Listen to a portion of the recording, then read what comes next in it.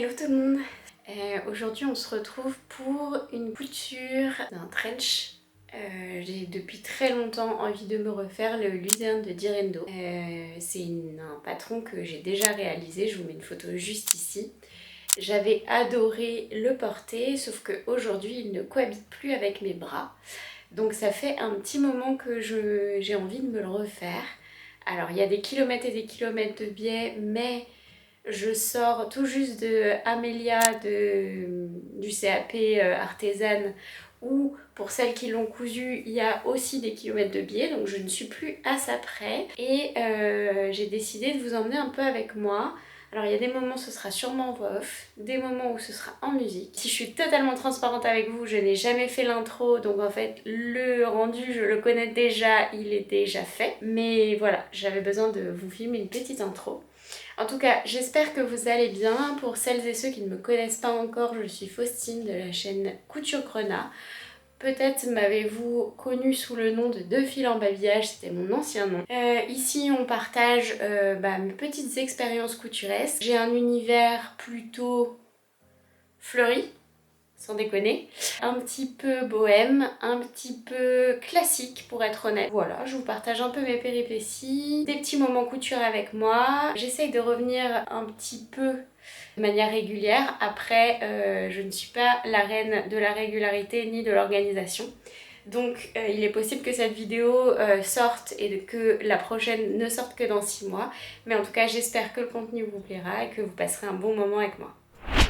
Bienvenue dans l'atelier Couture Grenat. Je suis Faustine, couturière passionnée depuis 2021, légèrement couture et tissu addict.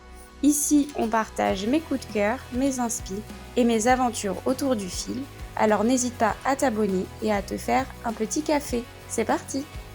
Bon, parlons peu, mais parlons bien. J'ai vraiment envie de me refaire le Luzerne. Littéralement, j'en rêve la nuit. Du coup, je vais pas vous le cacher, j'ai scrollé sur internet pour me trouver un caban.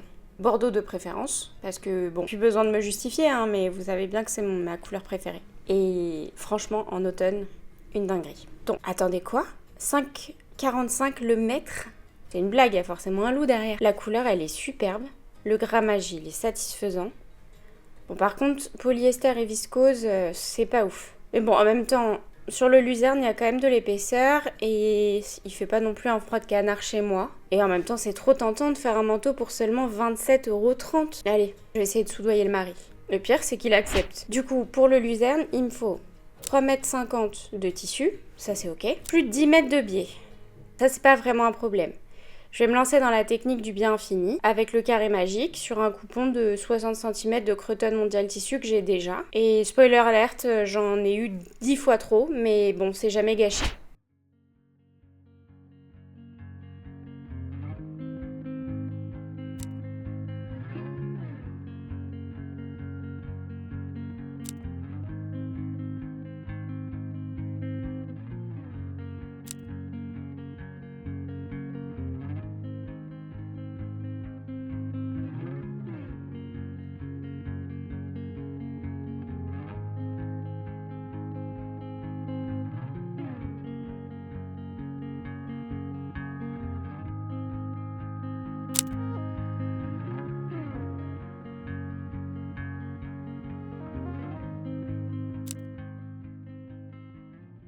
Ensuite, il me faut 9 boutons.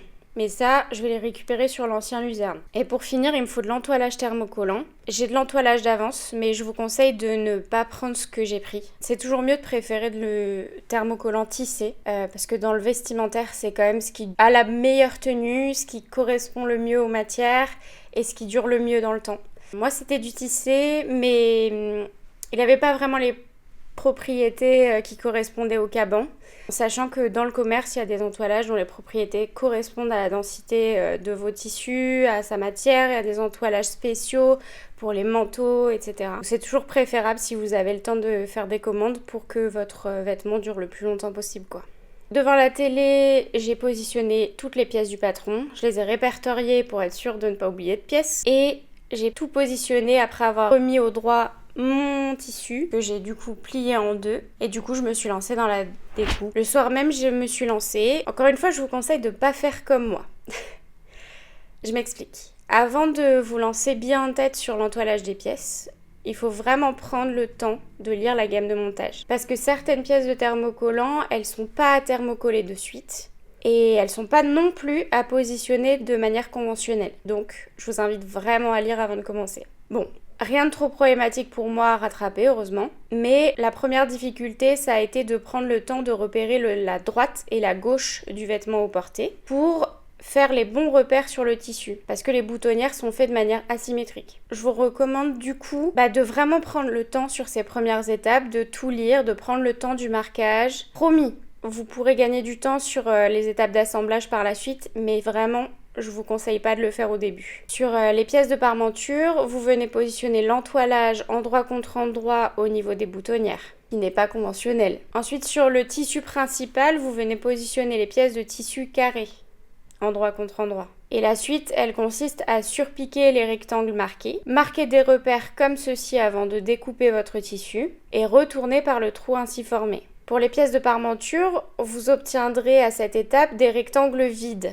Et votre thermocollant, une fois repassé, maintiendra le rectangle ouvert. Pour le tissu principal, il s'agit de continuer les étapes que l'on fait pour un passepoil. C'est-à-dire repasser ouvert, puis replier les carrés de chaque côté de la fente afin de les mettre jointifs au centre du rectangle. Et ensuite, on viendra réaliser des coutures de maintien pour maintenir la boutonnière passepoilée en place. Pour la suite, il s'agit d'assemblages assez classiques dans l'ensemble. Il faut suivre la gamme de montage et ensuite ganser de biais les coutures d'assemblage qu'on vient de faire. Et comme je vous l'avais promis tout à l'heure, pour ces étapes-là, je vous conseille de gagner du temps. Si évidemment vous êtes des couturiers ou couturières confirmés. Pour ce faire, il faut regrouper les étapes d'assemblage qui n'interfèrent pas entre elles. Puis ganser à la chaîne ces assemblages et enfin repasser et faire les éventuelles surpiqûres qui seraient nécessaires. Et ainsi de suite jusqu'à la fin du projet. Personnellement, ça m'a permis de gagner beaucoup de temps sur la réalisation. Et du coup, je vous mets plusieurs étapes en images.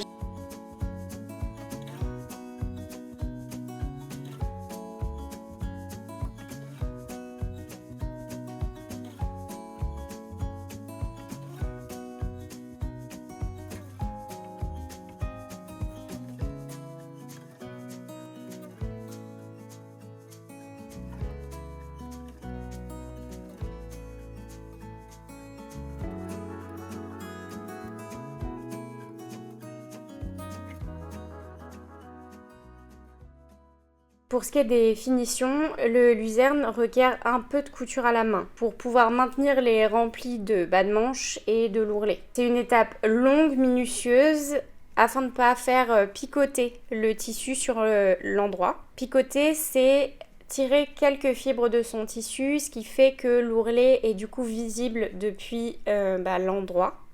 En sachant que sur le luzerne que j'ai réalisé, malheureusement, mais ça j'y suis pour rien. À force de le porter, je pense que j'ai tiré quelques fibres malgré moi, ou alors j'ai dû repasser un peu trop fort, je ne sais pas, mais j'ai des endroits où on voit l'ourlet sur l'endroit.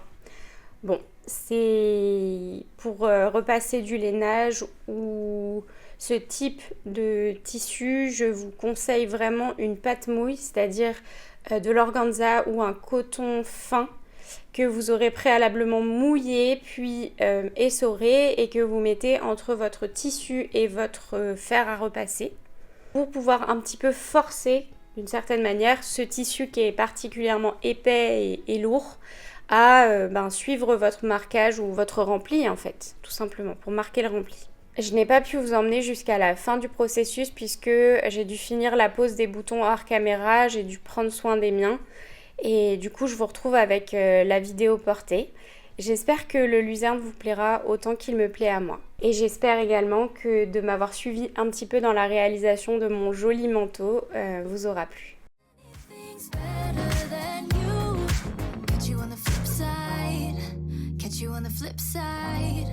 So goodbye.